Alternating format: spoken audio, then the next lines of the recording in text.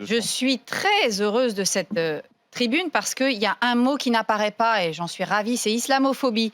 Et je me dis, tiens, ça y est, eux aussi, ça y est, ils ont commencé à comprendre qu'il fallait plus utiliser ce terme qui ne veut rien dire, dont on sait très bien qu'il a été instrumentalisé par les islamistes eux-mêmes. Mais alors, ils nous sortent la haine anti-musulman. Moi, je vais vous dire, la haine, entre guillemets, si elle existe, c'est la haine des islamistes. Et cette haine-là, je suis désolée, ce rejet-là, cette peur-là, puisque toi tu parles de peur, mais moi je dis ce rejet, parce que si on regarde bien les enquêtes d'opinion, les Français n'ont aucun problème avec l'islam en soi.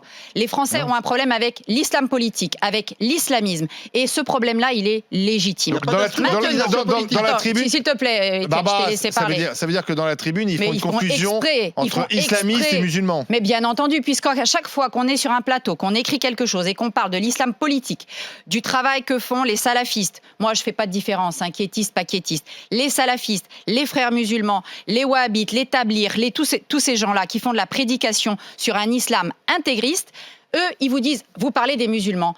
Ces gens-là ne se rendent pas compte que on fait une différence justement entre les musulmans et les islamistes, mais qu'on est conscient que les musulmans français aujourd'hui sont vulnérables parce que ça fait 30 ans qu'on les a abandonnés sous le feu idéologique des islamistes dans les quartiers. Et que des gens comme ce monsieur Majid Messaouden qu'on a vu, qui agit sur Saint-Denis depuis des années pour travailler au sein d'associations sociales, d'associations militantes qui font du soutien scolaire, etc., c'est en réalité pour miner la société française et pour miner en particulier les Français musulmans qui vivent tranquilles. Et Marina Foch, je pense qu'ils sont sincères. Qu'est-ce qu'il connaît de la réalité? Ils ont vu les images et ça les a choqués. En Californie, Marina Foch, qu'est-ce qu'elle sait de la réalité?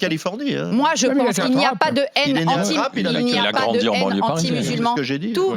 Toutes les enquêtes et même les enquêtes dans le monde du travail le montrent. Il n'y a aucune haine anti-musulman, ni même de discrimination anti-musulman. En revanche, les islamistes, oui, ne sont pas appréciés. Donc une femme, je veux juste terminer sur ce point-là. Maintenant, si le voile islamique, on considère que c'est un signe religieux, c'est une chose. Si on considère en revanche que c'est un emblème politique, c'est autre chose. Et moi, je fais partie de ceux, comme Zora, comme Gilles William et bien d'autres, comme Zineb El Razoui, comme Mohamed Sifawi et comme d'autres, on considère que c'est un signe politique. Toute l'histoire de l'islamisme depuis un siècle nous montre que les musulmans celles qui portent le voile sont victimes. Ne sont pas, quand tu les interroges, mais évidemment, pas toutes, elles vont pas dire... Rokhaya Diallo et compagnie, elles vous disent même que c'est du féminisme. Non, je ne parle pas de Rokhaya Diallo, parce que Rokhaya Diallo, elle porte pas le voile. Les Iraniennes, attends, si on peut remplacer. Rokhaya Diallo, elle porte pas le voile, donc elle parle au nom de gens, mais quand tu interroges les femmes voilées, vraiment, elles te disent pas je porte voile parce que je suis dans un combat politique. Mais bien sûr, elles vont te dire parce que c'est ma religion. Attendez une seconde.